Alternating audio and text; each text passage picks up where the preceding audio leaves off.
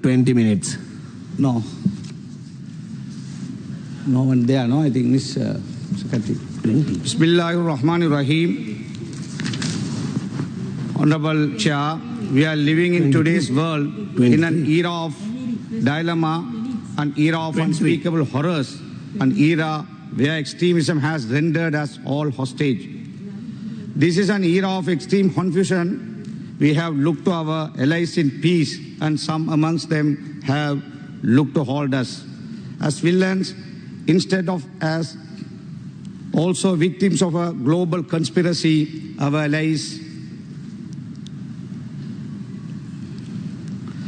allies in peace have forgotten that we stood with them even in the face of adversity.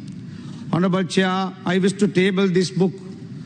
This is Dr. Lona Devaraja, first published in 1994, The Muslims of Sri Lanka, 1,000 Years of Ethnic Harmony.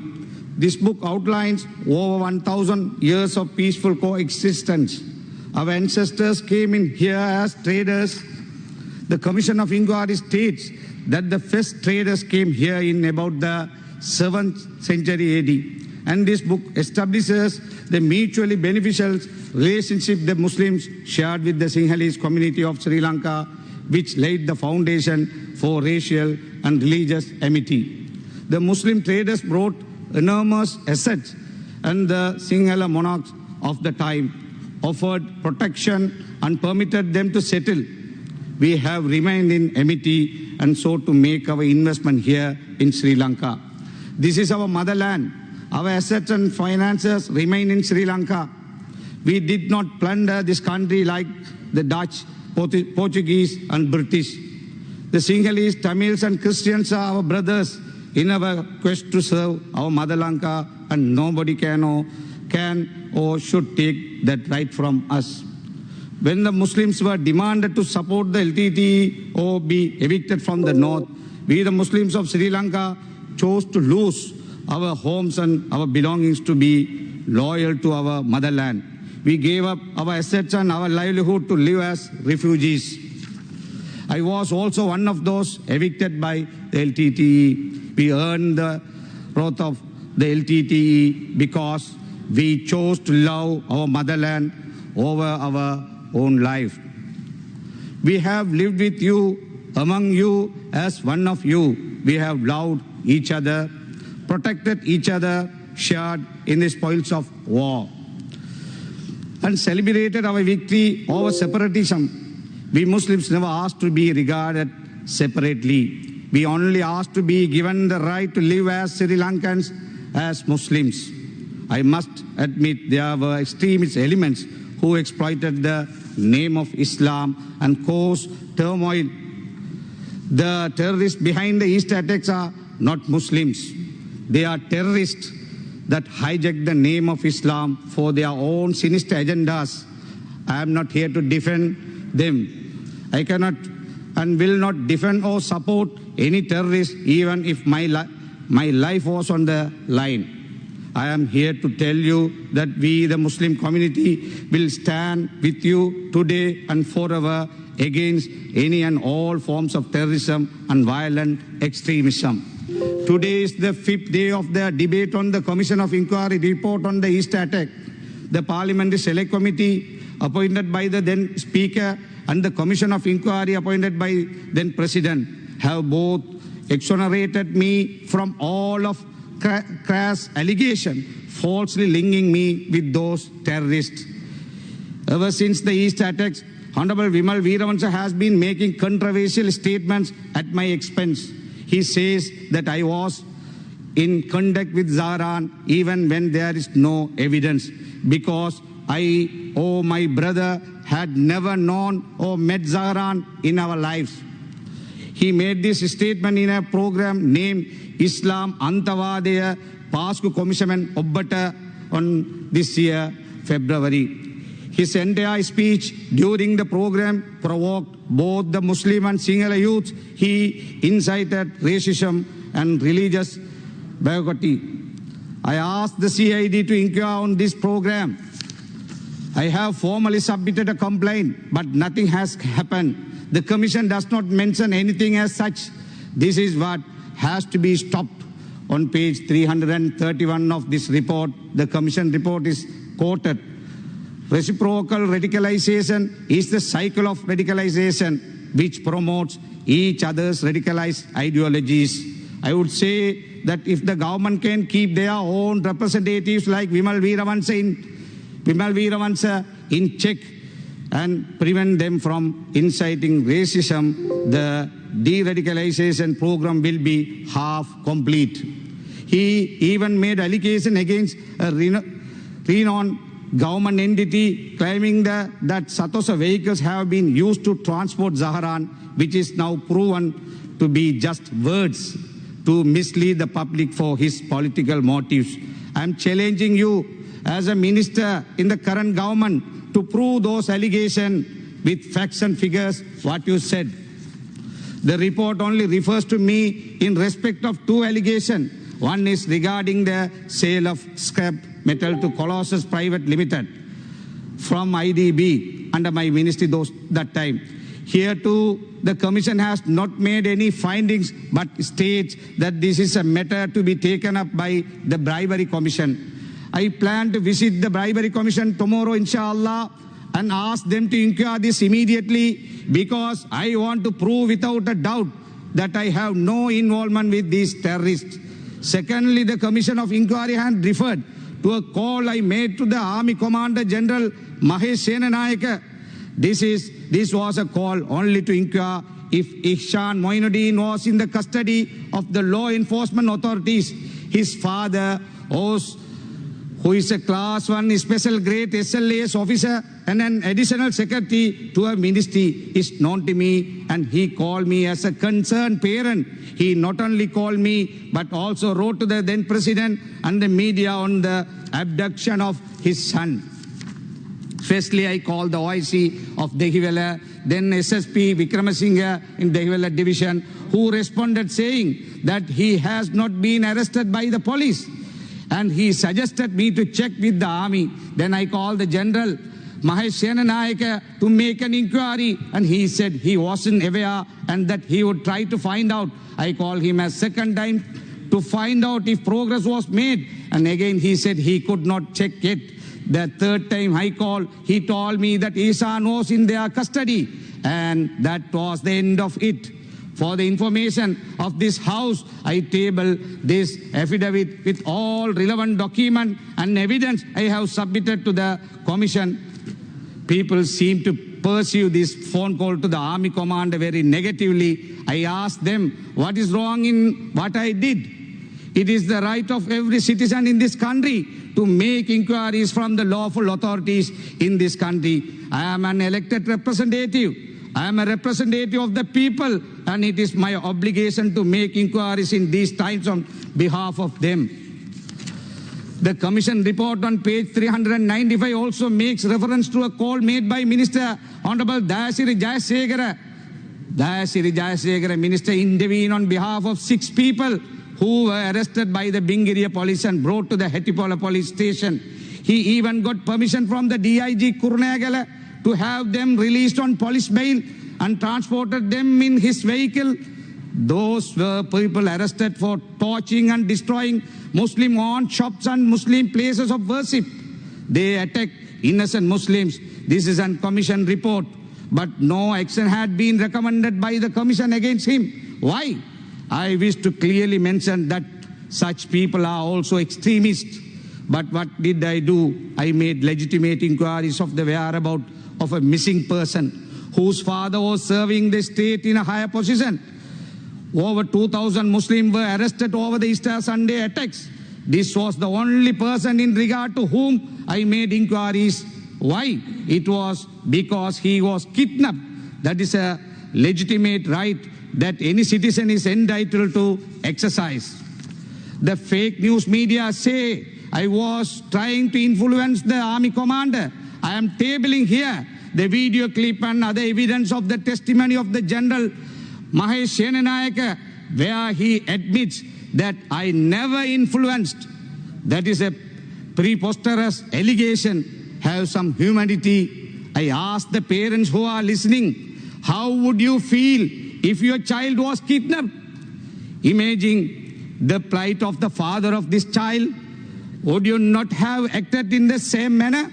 I just made an inquiry and the media went into a frenzy.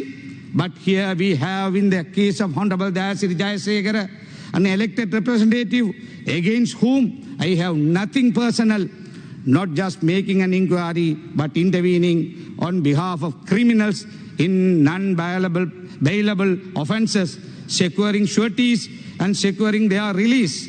From this, we can learn that justice was not meted out evenly. I wish to ask all concerned parties, why was greater weight placed on my call to the army commander over and above the action of Dayasiri Jayasekara? Is it because I am a Muslim? If so, is it not discrimination? The report also identifies that several local government members were instigating violence.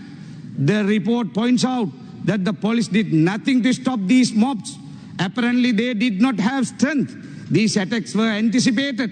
Curfew was in motion. It is the duty of law enforcement authorities to enforce the law. They were aware of the situation and did not reinforce security in the areas. They allowed the mobs to create unrest at will. This was willfully executed against a religious minority in this country. However, not enough action has been taken till now. If my call to the army commander had received such prominence, why are such strong matters just limited to a few paragraphs in the report? I must ask. The report reveals several incidents of violence post-Easter. There were 78 incidents in Minuangoda, 37 incidents in Kuliyapitiya, 200 incidents in Hattipola, 9 incidents in Chilo, 47 incidents in Koswatha, 67 incidents in Nikavaratiya, 55 incidents in Negambu, and many more incidents against the Muslims. If you look at the involvement of some of these local government members and the non-involvement of law enforcement authorities, it definitely seemed like state-sponsored oppression against minorities. Fawzul Amir, Muhammad Salih of Kotramula, poor man, lost his life in front of these criminals, in front of these criminals to these extremists, in front of them, their children. In any other country, this would be reported as genocide, and all the inflammatory speeches would be branded as incitement to genocide under the Genocide Convention. I wish to table the Genocide Convention before this House. The state has allowed the killing of Muslims. The state has allowed bodily harm to Muslims. The state has now begun imposing conditions that threaten the physical destruction of Muslims. This is genocide under Article 2. Do not forget that we are now part of the Rome Statute and we are accountable for our action and omissions. In view of these incidents, I must once again extend my sincerest of the gratitude to His Eminent Cardinal Malcolm Ranjit. In the wake of an outbreak of post-Easter violence, he effectively managed to limit the damage. His actions were exemplary of the virtues of the faith of the Catholics. I would like to make reference to certain points from the report on page 145. The report states that 17 video recordings were made by Zahran and his group. In those videos, he gives 10 reasons why Sri Lanka was chosen for the attack. I call upon all members of the House to pay full attention to some of these points. One, diffaming and insulting Allah. Incident in Kuliyapitiya where an image of a pig with Allah was written on it. Number 3, Venerable Galagodatte Nyanasara Thero insinuating that Allah will be reborn. Number 4, scolding and defaming Prophet Muhammad sallallahu alaihi wasallam. Number 5, tearing and burning of Quran. Number 6, destruction of mosque. Number 7, destroying Muslim houses and forcible land grabs. Number 8, rape of a Muslim woman by intelligence officials and its cover-up. I would like to ask, who is to take responsibility for these? Is it the Muslims or the state? Incident that never happened in 1,000 years have happened in 10 years soon after the end of the LTT war. It is not the Muslims, but certain extremist elements that provoke the sentiments of the Muslims, and more importantly, the government allowed these elements to operate freely. His Eminent Cardinal Malcolm Ranjith addressed the people in Kottambittiya and publicly stated that it wasn't the Muslim community who was at fault. He identifies that an external hand was involved.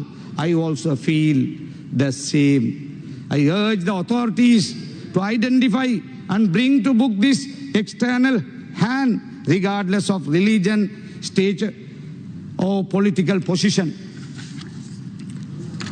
Honorable Chair, we must understand that such extremists gain power at the expense of our failures to protect our people. When people are dejected by the fact that their government is not interested in protecting them, they are likely to develop animosity and anger towards the government. They are likely to join hands with people who are ready to oppose the government at any cost because they are losing hope that the government will protect them. This is the normal reaction of any human being. We do not, however, justify any form of violence. If you antagonize repeatedly an entire community for the crimes of a few, you will note their lack of willingness to stand by you. Eventually, they will get more and more radicalized and stand against you. It is not like we haven't seen this before. It is that we haven't learned from these mistakes. Look at the history of the ethnic conflict with the LTTE. The 1956 single-only act was instrumental in creating anger among the Tamils. Further actions, including burning of the Jaffna library, triggered their emotion, and then war had become inevitable. The controversial Prevention of Terrorism Act was used more often ruthlessly. It was brought as a temporary act. The then government thought that armed with the PTA, they could finish off opposition in 2 years. But what happened? The abuse of the PTA and oppressive tactics dragged the war for 30 years. But the problems that led to the war still remain unresolved. The UNHRC has demanded the repeal of the PTA. The government should not repeat the same mistakes now against the Muslims. Thereafter, you will anger the Muslim countries that stood with us in our adversities. If we had learned from these mistakes, we would not have permitted the extremist actions against innocent Muslims. We can still be hopeful. The Muslims are peace-loving people. Long before the attacks, Muslims owned the government. In the aftermath of the East attacks, the Muslims helped the armed forces track down the terrorists and neutralize them. The Muslims are on the side of the nation. Do not push us away. Don't push us away. Don't compel us to give up our religion. The vast majority of Sri Lankans chose to side with the state because it is our faith that has taught us to side with the nation. It is our faith that taught us that Zahran and his group were wrong. It is our faith that taught us to expose his group of extremists. A very good example was the incident which took place in Saindamardu on 26th April. Following the East attacks, where a Muslim family gave information to the security forces on the whereabouts of Zahran's family, his family. We Muslims consider Zahran not as a Muslim. They are terrorists. They have tried to force your hand. They want you to make mistakes. The commission report in page 94 confirms that Zahran wanted to build tensions between the Muslims and Sinhalese of this country. Therefore, it is imperative that you act wisely. Don't play to his tunes. Don't compromise national harmony. In the name of national security, do not take actions that would jeopardize that very national security.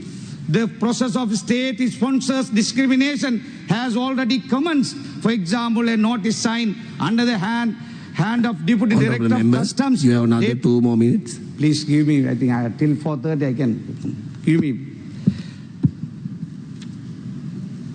The Customs dated 5th, Deputy Director of Customs dated 5th of March 2021 states that any Islamic religious books brought into the country should only be released upon the approval of the Ministry of Defence. There is also a word from the Minister of Law and Order that madrasas are to be banned. As a member of the Muslim community, I am offended, and so are my people. These are acts of discrimination and particularly a violation of the right of Muslims to manifest their religion. Minister of Law and Order also informs that there will be a burqa ban. People are mandated to wear masks all over the country and all over the world. You cannot make a description under any act to ban the burqa and niqab unless you also ban the medical mask, the motorcycle helmet, sunglasses, spectacles, bandages and so many other pieces of garments. I wish to ask the minister, how do you constitutionally make such a law? How do you make a law with such effect without making it racist and Islamophobic? We as minorities of this country are all entitled to our constitutional right to practice and manifest our religion freely in this country. Any legislation or administrative action targeting one particular community is a violation of our constitution. It is also in violation of every non-core convention and treaty ratified by Sri Lanka. No monitoring body of any of these treaties, let alone the UNHRC, is going to spare our country for acting so arbitrarily against the Muslim community. This is extremism in another form. This is oppression. We, the peace-loving people of this country, will not stand for extremism and will most definitely not stand for discrimination, even if it is endorsed by the state. The Commission report will hold good testimony that other groups have engaged in extremist activity. The activities of Venerable Kalagodawatte Nyanasara has been highlighted for term he coined Abasaranai, and the report calls for the proscription of the Bodubala Sena. Further, in page 332 of this Commission report, that the AG considers instituting criminal proceedings against him under the ICCPR Act for his speeches made during the Maharagama and Alutgama incident. They have also highlighted organizations such as Sinhala Ravaya, Maheusan Balakaya, Sinhala Jatika Balamuluwa, Sinhala Jatika Samvidhanaya, and the Siva Sena movement. It is not me who is pursuing their extremist nature, but the Commission report serves as my evidence. The actions of these extremists began in 2011, and owing to impunity, the extremism grew. If not for the impunity of these extremist thugs, the East attacks would have been unlikely to have happened. Where do you believe their extremist nature comes from? Over and above the Commission report, there is plenty of videographic evidence of their extremism. What measures do you propose to quell the extremism in these factions? At least will you de-radicalize them first? Dear Chair, I draw your attention to the arrest of Muslims who have been very vocal against the acts of Zahran. It has been about 22 days since Azad Sali was arrested. I must remind you that it was he who publicly stated in 2017 that Zahran was a dangerous criminal who needs to be arrested. Yet the government has arrested him under the Prevention of Terrorism Act for alleged connection to the East attacks. How is this fair? You are holding him without a charge only because he spoke on behalf of the Muslim community. This is political victimization. Another distinguished personality who has actively contributed efforts towards the upkeep of human rights, Hijaz Hizbullah attorney at law, has also been arrested under the PTA. Ahnab Jazim from Pandaravali Mannar was arrested for a poem he wrote against the ISIS. He was arrested on April 15 last year and continues to be detained with no charges against him simply because he wrote a poem against the ISIS. Under the pretext of national security, you have oppressed the Muslims. I am afraid their frustrations from your actions may lead to radicalization. You must arrest the extremists who have harmed or will harm our people. But whether or not you are arresting the extremists, you are definitely arresting innocent people who are speaking against extremism. There is another word for this: oppression. The country's policies must not be biased against the whole Muslim community. This is not what is intended through the one country, one law policy. In no country there are different sets of laws applicable to different segments of the society other than in confederate states. Even in federal countries such as America, all laws, whether federal or state, including state constitutions, are in conformity with the federal constitution. In Sri Lanka too, there is only one constitution which provides for enactment of provincial state statutes containing differing clauses, yet so long as they are consistency with the provisions of constitution, they fall within the concept of one country, one law. What is understandably alluded to as one country, one law in Sri Lanka is the targeted elimination of the personal laws, particularly the Muslim personal law. The constitution has guaranteed the freedom of religion and culture, etc. in Article 10, 14 and 9. Personal laws mean personal to specific communities. The Buddhist, Hindu, Christian and Islamic communities have laws personal to them. They are relating to either their religions or their cultures, which in no way infringe on the right of others. In the first place, if you are to do away with personal laws, then all these laws have to be removed from the statute book. Be that as it may, if you take marriages, for instance, marriages need not be registered under any law. If the girl reaches the age of 16, she can live with anyone she wishes, even without formalizing the union in any manner, whether legal or cultural, under the Sri Lankan law. In Sri Lanka, there are hundreds of elderly couples who have not got their marriages registered, particularly in the hill country and Jaffna. What the laws relating to marriages to do is that they give extra protection to the union of couple, that's all. Since Constitution guaranteed their freedom of religion and culture, the personal laws gives a legal cover to the enjoyment of such freedom. In what way can it be construed as different laws? What is surreptitiously clothed in the slogan, one country, one law, is to call for assimilation, which is an antithesis of integration.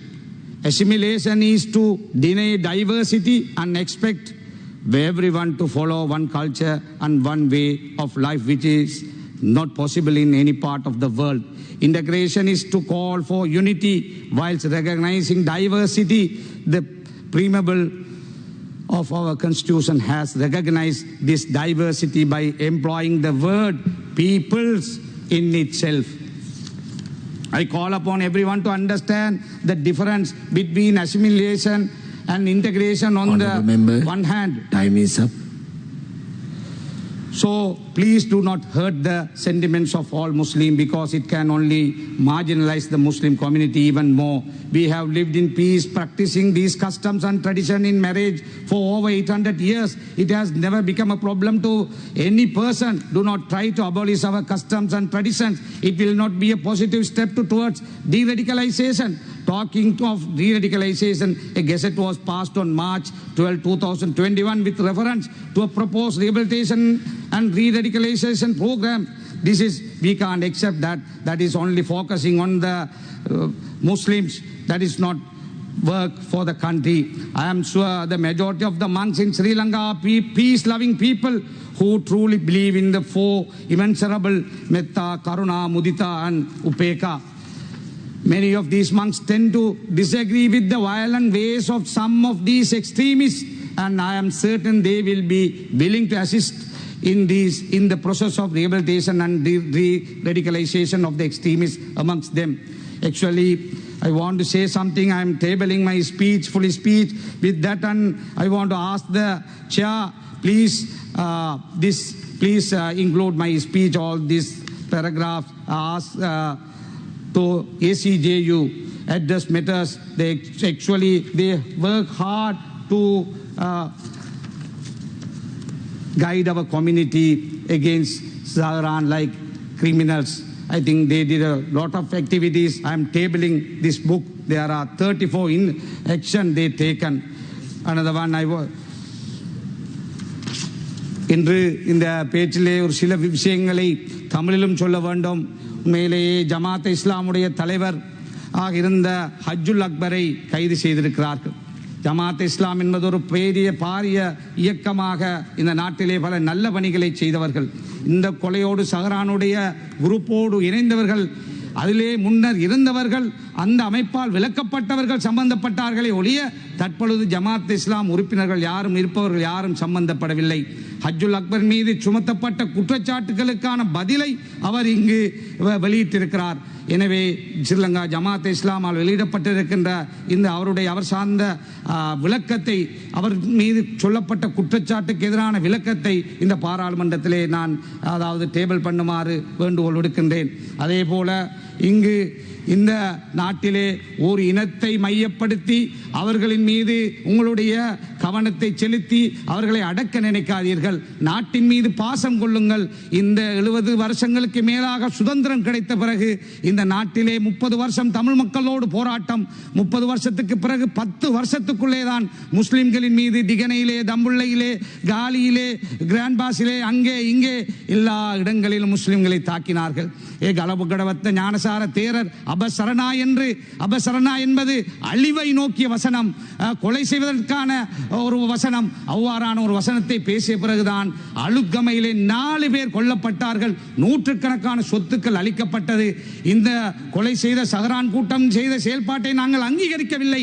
ஆனால் அவர்கள் ஏன் இதை செய்தோம், இலங்கையில் ஏன் எதை செய்தோம் என்று சொல்லி இருக்கிறார்கள். அந்த விஷயங்களை நான் ஏற்கனவே சொன்னேன். எனவே அந்த விஷயங்களை கவனத்திலே கொண்டு இந்த நாட்டிலே அவ்வாறான அநியாயங்கள் இந்த நாட்டிலே நடக்காமல் இஸ்லாத்துக்கு எதிராக செயல்படுகின்ற ஒரு சில மத குருமார், இவர்கள் எல்லாம் ஏஜென்ட்கள், இவர்கள் எல்லாம் ஒய்ஸ்கட்காரர்கள், கூலிப்படை, இவர்களால் இந்த நாட்டை குட்டிச்சுவராக்குகிறார்கள். இவர்களை கட்டுப்படுத்துங்கள். இவர்களை கட்டுப்படுத்தவில்லை என்றால் இப்படியான இன்னல்கள், இப்படியான அழிவுகள் வருவதற்கு அது காரணமாக அமைந்துவிடும். எனவே அவ்வாறான அழிவுகள் வரக்கூடாமல் இருப்பதற்காக எங்களாலான முழு ஒத்துழைப்பை நான் மட்டுமல்ல நமது முஸ்லிம் சமூகம் உங்களுக்கு தருவதற்காக இந்த நாட்டுக்கு அது எந்த அரசாங்கம் இருந்தாலும் அவர்களோடு சேர்ந்து இவ்வாறான மோசமான காரியங்கள் நடக்காமல் இருப்பதற்கு, உண்மையான இஸ்லாத்தின்படி இஸ்லாமிகளை வாழச் செய்வதற்கு எங்களுடைய பூரண ஒத்துழைப்பை தருகிறோம். உண்மையாக குற்றவாளிகளை தண்டியுங்கள், அப்பாவிகளை உடனடியாக விடுதலை செய்யுங்கள். நூற்றுக்கணக்கான அப்பாவிகள் இருக்கிறார்கள். எனவே அவர்களை விடுதலை செய்யுங்கள் என்று கேட்டு விடைபெறுகிறேன். நன்றி. ස්තුතියි. පාර්ලිමේන්තුව හෙට පෙර